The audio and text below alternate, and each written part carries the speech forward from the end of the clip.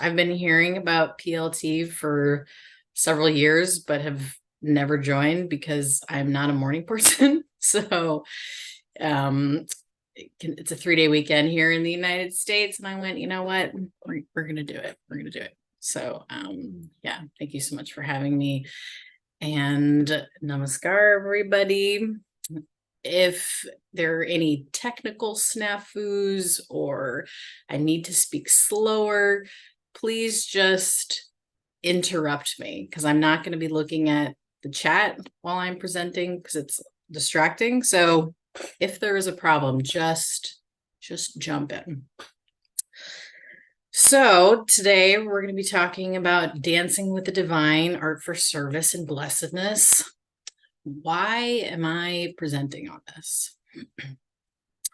I've noticed that in our society, we have this narrative about art, that it's either art for art's sake or that you're just doing it for self-expression and it's kind of meaningless. And I think that that is selling it short. I think that there's a lot more that can be done with art, that it can be used in a really powerful way. And I care really deeply about this. So that's why I'm presenting on this topic. So you're gonna hear about me. We're gonna talk about the worldviews around creating art, what art can accomplish, creative blocks and how to bust through them, do some Q&A, and then after that, we'll go into breakout rooms. So about me, or why can you even trust me as I am talking about art? So the first thing that you should know is that I was born into this spiritual tradition. I went to my first retreat when I was 4 weeks old. And so this spiritual path has been one that has been with me my entire life. And what that means is that the philosophy has really shaped me. It's really molded how I think about the world, how I show up in the world. It's very deeply embedded into me. And the other thing is that I trained as a journalist. I'm currently working as one. That's one of my ways of making money. So I am a professional writer. I'm also a blogger. Some of you might have seen my blog on Facebook or other places. It's called anotherworldisprobable.com, and I have a new post every Monday. So I'm also working on a novel. It's not finished, first draft, but I am working on it. And so all of this is to say that I read, think, and talk about creativity a lot. It's on my mind a lot. So I also want to give a little disclaimer here. This is the work of a lifetime. Some people dedicate themselves to this topic completely. There are people that have books and courses and TED Talks, and they think about this and make it their whole life's work. But I only have 30 minutes. So there are a lot of things that I'm just not going to talk about today, that I'm not going to get to, and I just wanted to give you that heads up. You should also know that I create regularly, but it's hard for me too. It's still something that I struggle with. I'm not an expert, even though I do this for a living. It's still a challenge. And all of that is to say that if you struggle with creativity, you're not alone. That's very common. So what is the point of art and how does it fit in with spirituality? Why should we care? So I want to create some context first. This slogan, art for art's sake, it originated after the Renaissance in 1830. It was a response to stifling moralism. In essence, the powers that be and the influential people in the world were saying that art should have a clear ethical message, and that it was often connected to religion or state power, that there was a kind of a teaching that happened with art, and then the artist rebelled against that, and then they started creating shocking or grotesque art in response. And so now I feel like we're still have some of that mentality of just create art for the sake of creating art. But there's also this sense of just do what feels good, that you should just create because you like to, because you want to do it for yourself, because you just want to express what's going on in your life. And sometimes people do it just to make money, and there is no higher purpose. They just want to earn a quick buck, and they're trying to create for the market, and that's it. But I think that there's also another way of approaching art. There's a new way to approach the world, and I think that it's very much encapsulated by this worldview presented by Richard Tarnas. That's the guy in the photo. So he wrote this book called Cosmos and Psyche, and in it he says there are two ways of grappling with the universe, and he uses the analogy of two suitors to explain them. In the first approach, the suitor treats the universe as if it has no intelligence and is something to be exploited for his own gain. In the second, the suitor seeks to know you, the universe, not that he might better exploit you, but rather to unite with you and thereby bring forth something new, a creative synthesis emerging from both of your depths. He desires to liberate that which has been hidden by the separation between knower and known. His ultimate goal of knowledge is not increased mastery, prediction, and control, but rather a more richly responsive and empowered participation in a co-creative unfolding of new realities. He seeks an intellectual fulfillment that is intimately linked with imaginative vision, moral transformation, empathic understanding, and aesthetic delight. His act of knowledge is essentially an act of love and intelligence combined, of wonder as well as discernment, of opening to a process of mutual discovery. And again, that comes from Richard Tarnas, Cosmos and Psyche. And the reason that I love this quote so much, I know it's quite long, but it's that he's essentially saying that we are here to partner with the divine. We are here with the intention of creating something that could never have existed before. We are vehicles to transmit something into the world, and our participation is crucial. It's a must. So Sri Sri Nandamurti, the founder of the spiritual tradition that we learn about and practice about in PLT, he says, in order to communicate with people at different states of development and of different ideas, the same concept of welfare has to be expressed through different branches of knowledge. The grand benevolent flow of ideas with the common people on one side and the state of supreme bliss on the other, this is called literature. For in every particle and every rhythmic expression of this very benevolent thought process, the supreme bliss is lying dormant. Thus, literature is that which moves together with the society, which leads society towards true fulfillment and welfare by providing the inspiration for service. The statement art for art's sake is not acceptable.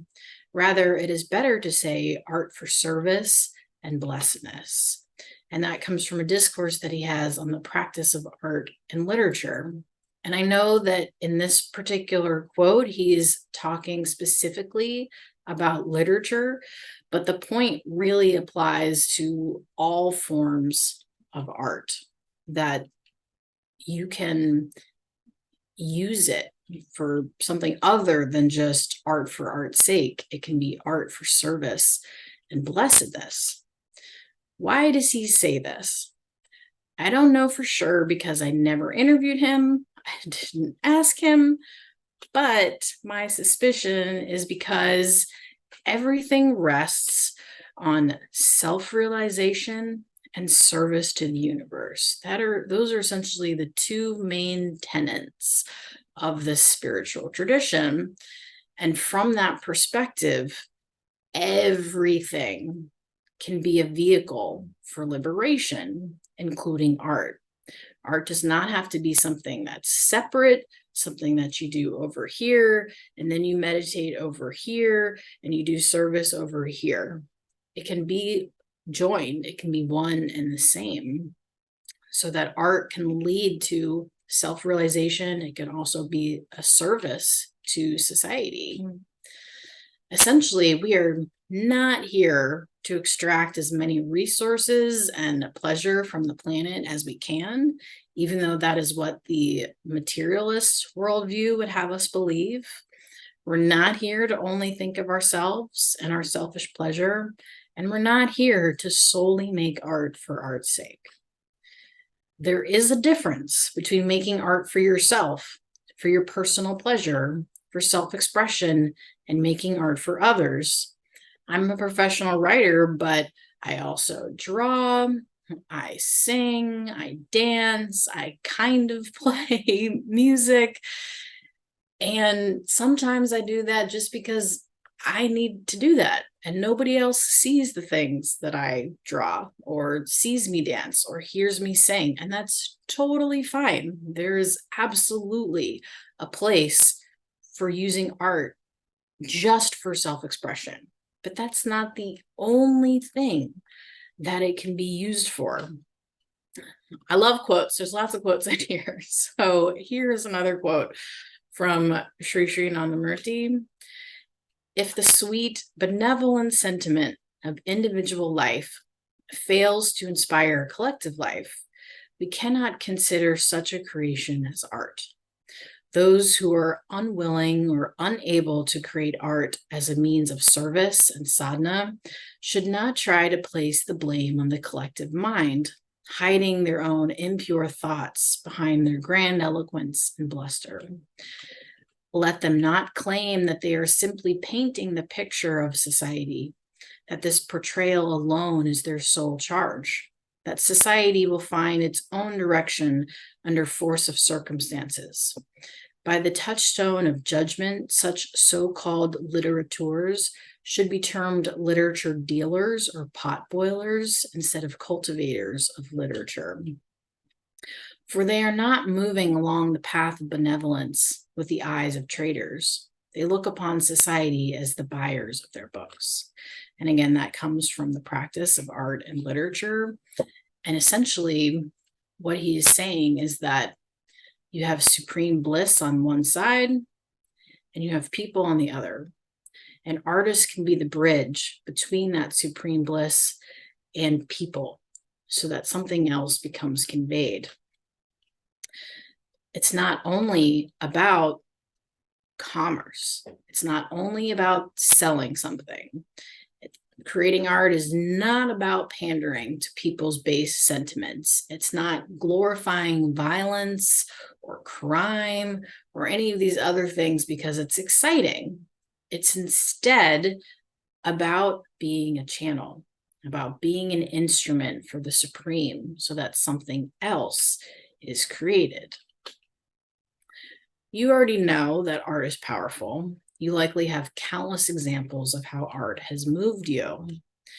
Art has an enormous influence. It can be used for something beautiful and beneficial. And so what do we do with that in mind? And I just want to say here that we're all artists. We are all creative people because we ourselves were created. That force exists within us. You don't have to be a professional artist in order to have this concept apply to you. Just by the very fact that you are alive, you are a creative person because you were created. There's a quote from Julia Cameron about this that I really enjoy. And she says, there is an underlying, indwelling creative force infusing all of life, including ourselves. We are ourselves creations, and we in turn are meant to continue creativity by being creative ourselves. And that comes from her book, The Artist Way. So with all of that in mind, the questions for me then become, how do you remove the blocks to creating, even if, or especially if, you don't identify as a creative person? How do you become an instrument that brings service and blessedness to society? How can you silence the critical voices within that maybe say, you're doing a terrible job, or why are you creating this, or nobody will want to read this? How do you create something beautiful? So again, there are whole books and courses devoted to this, but I will give you some recommendations that have worked for me. I really like affirmations. There are several here. Some that I like to use are, I'm a channel for God's creativity and my work comes to good. Creativity is the Creator's will for me. My creativity heals myself and others. Through the use of my creativity, I serve God. As I listen to my creativity, I am led to my Creator. Those are affirmations. Another way of getting creativity moving is to just play and have fun. I also like to let my inner child come out. What does she want to do? Does she want to go blow bubbles in the park? Does she want to pull out some crayons and draw? Creativity is very closely linked to the inner child. Kids inherently know how to play and have fun. So if you get in touch with that inner child self and then let them come out, creativity is usually much easier. And also, I think it's important to acknowledge that your first draft of whatever it is, writing, music, sculpture, anything, it won't be seen by anyone if you don't want them to. I know that for me, I can be very perfectionistic. And when I have that perfectionist critical voice show up, I feel a little bit strangled when I'm trying to create, because I'm so worried about doing it perfectly right off of the bat that I'm not letting the creativity just come in and just flow. So as a part of this, it's also giving yourself over to God. It is creating that flow and maybe even asking, what wants to come through me? What wants to be expressed through me in this co-creative process? You can also follow Julia Cameron's advice about creativity and removing creative blocks. And she has something called morning pages, which are 3 pages written longhand of just whatever comes into your mind. It can be, I hate my job. It's cold today.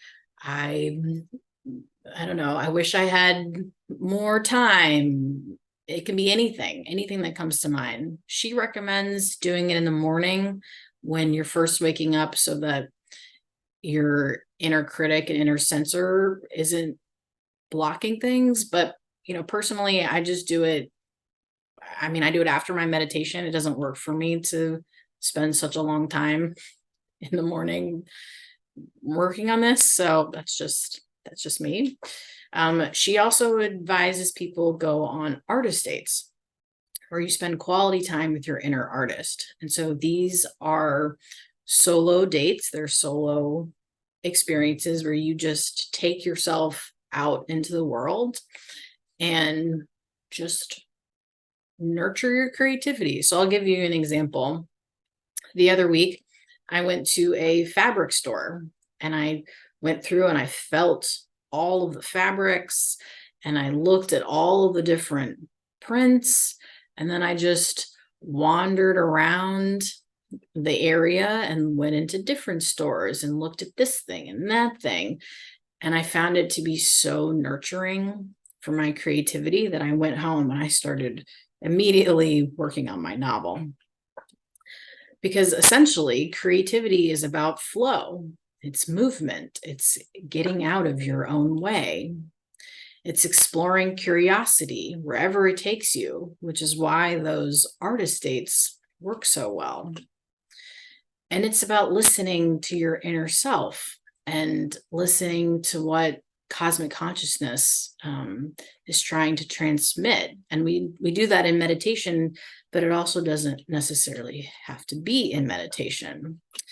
There's a great story about listening to cosmic consciousness in Elizabeth Gilbert's book, Big Magic. She mentions that there is this American poet named Ruth Stone, who, when she was a child, growing up on a farm in rural Virginia, she would be out in the fields when she would sometimes hear a poem coming toward her, hear it rushing across the landscape at her like a galloping horse. Whenever this happened, she knew exactly what she had to do next. She would run like crazy toward the house, trying to stay ahead of the poem. She was hoping to get a piece of paper and a pencil fast enough to catch it. That way, when the poem reached her and passed through her, she'd be able to grab it and take dictation, letting the words pour forth onto the page. Sometimes, however, she was too slow and she couldn't get to the paper and pencil in time. At those instances, she could feel the poem rushing through her body and out the other side.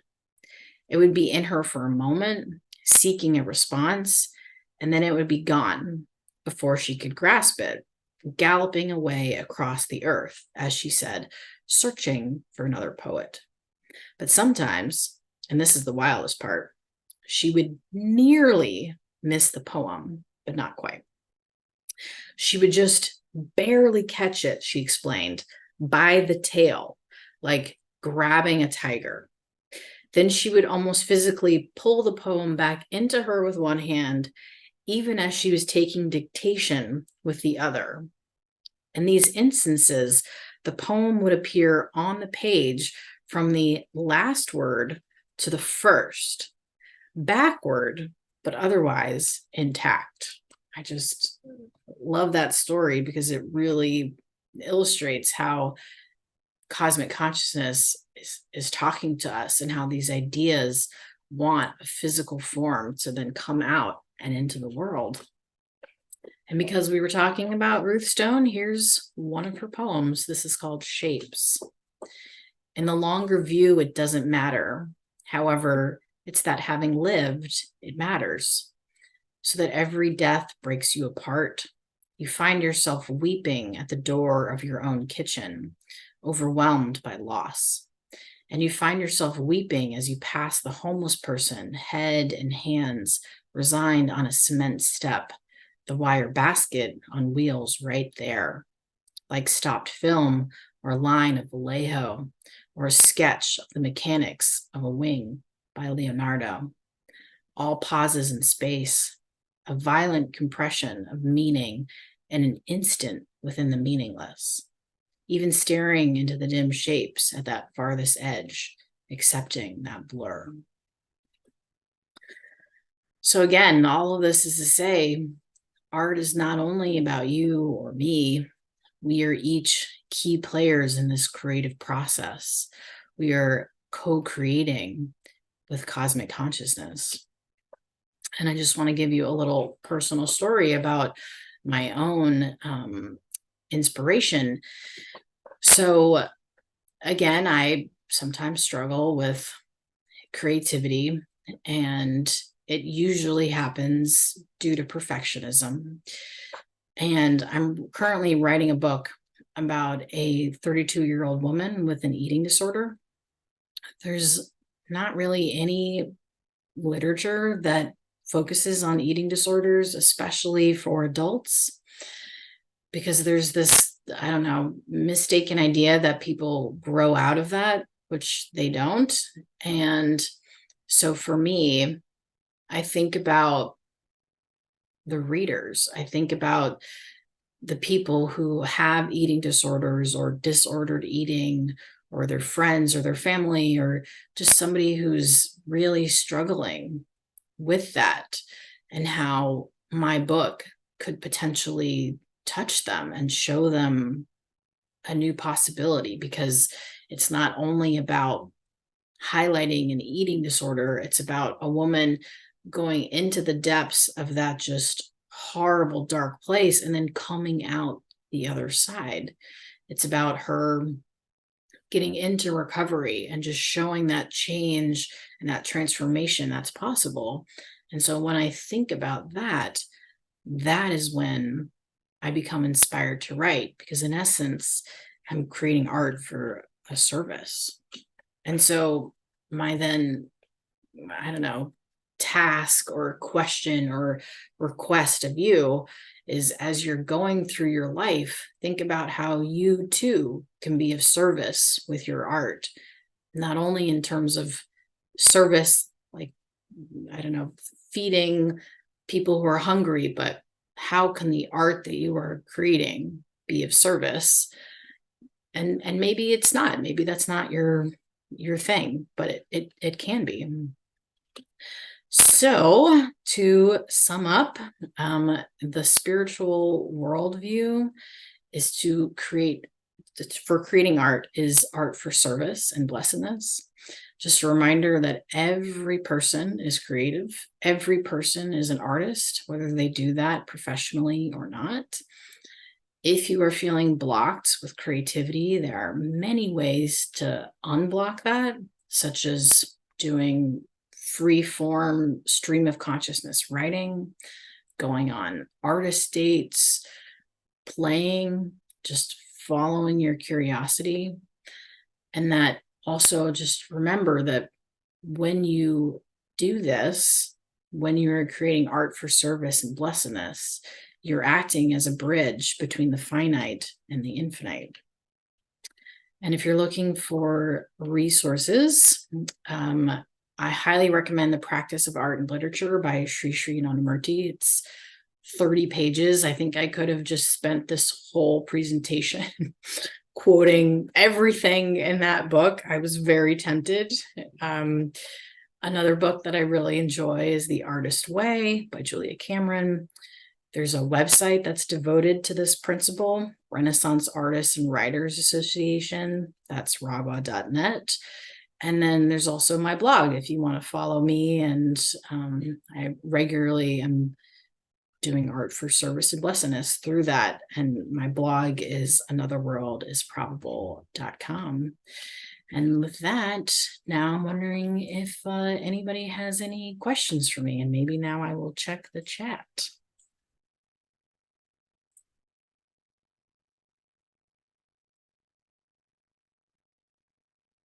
Thank you for putting in the title of Cosmos and Psyche in here.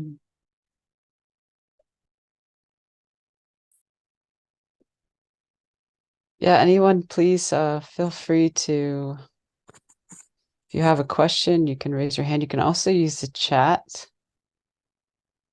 Or if you have any comments, yes, have any struggles with creativity yourself, this is our time to talk about it before we then go into breakout rooms and do an activity.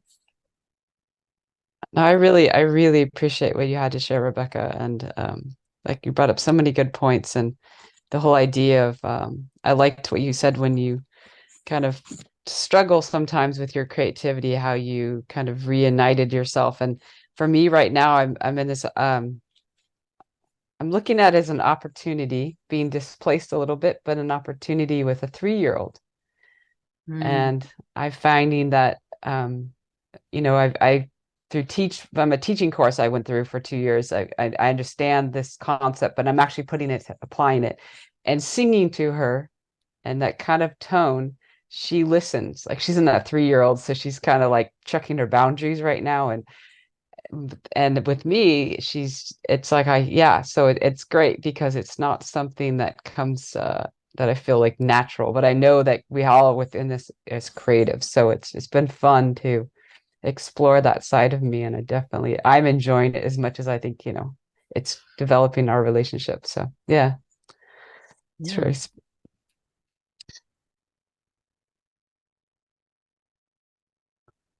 Please feel free if you have any questions, anybody, or comments, or you can also use the chat.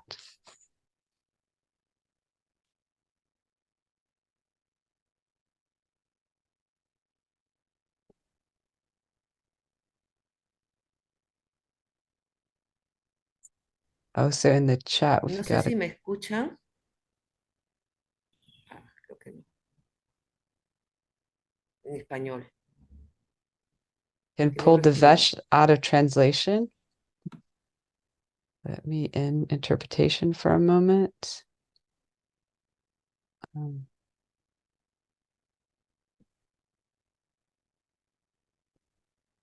right, Devesh, could you help us? Sure, I'm here. Okay, Patricia, did you have a question? ¿Tienen la pregunta en español? Tengo la pregunta en español para poder expresar, que es más Sí, difícil. está bien. Ok. ¿Cómo todo este arte que nace desde adentro, podemos trabajarlo con personas adultas que tienen bloqueados por toda una historia de vida la capacidad de expresar? Okay.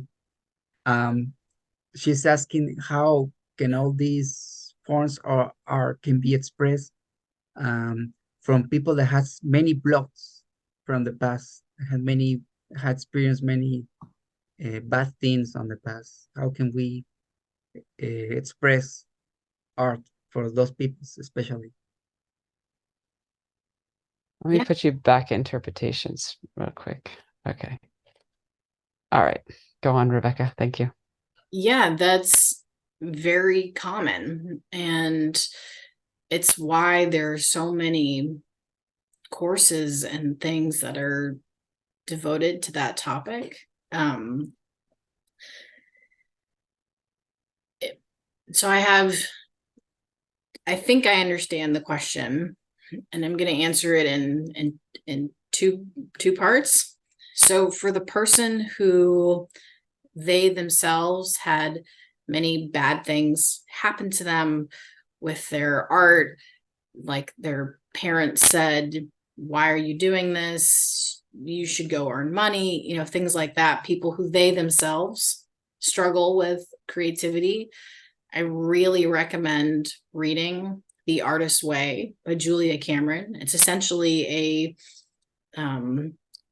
it's theoretically 12 weeks, but it's really however long you want it to be, of recovering that inner artist. And she has writing prompts and exercises and things to help the person who they themselves had many just negative messages about art. She helps them with that. And then if you're trying to reach people who've had that experience, stories are powerful. And I think that just by talking about it, by sharing it with other people, by expressing it, then that helps others. There's a quote that I really love. I don't know what's a quote. It's a concept. A friend of mine said, moved people move people, which essentially means that if you yourself are feeling touched, if you're having a strong emotion, that then affects other people. So if you're approaching art from this place where you personally have a feeling about it, that feeling then gets transmitted to other people. So I hope that I answered your question, Patricia. And if I did not, please let me know. So in terms of the chat, here in you asked me my view on collective creation. I think that collective creation can be so powerful. There's so much that can happen when people come together to create. It can be a very healing process. It can also be a very fun process. I was thinking about how we could maybe do something collectively like that. There's a exercise called collaborative poem, but it is very hard to do over Zoom. So we are not going to do that. But I'm with you. I'm thinking along those same lines. Okay, let's see.